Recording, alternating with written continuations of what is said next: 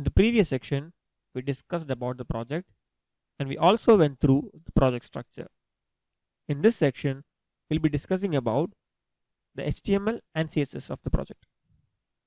So let's jump into the code. Here, as we can see, we have an h1 tag, which corresponds to the heading. Following that, we have a p tag, which corresponds to the paragraph in the browser. Below that, we have two div tags, which are these two respectively in the browser. The form you see right here will come up when we click on one of these cards. When we click on X, the form corresponding to X will show up, and when we click on O, the form corresponding to O will show up.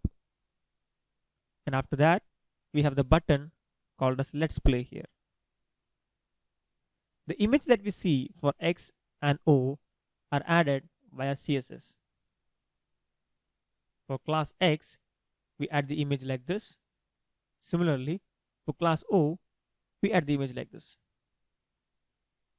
We are also adding the hover effect for those images with the help of the hover attribute in CSS. Now let's see how the main HTML page looks like. We have a box of X's here, as you can see. So in the HTML, all we have are div tags. These div tags are arranged accordingly to get the result which we see on the browser. And following that, we have an alert box which will show the name of the winner. And this right here is the CSS for the same. Here also, we add the image for X and O with the help of CSS. So this is the HTML and CSS overview for this project.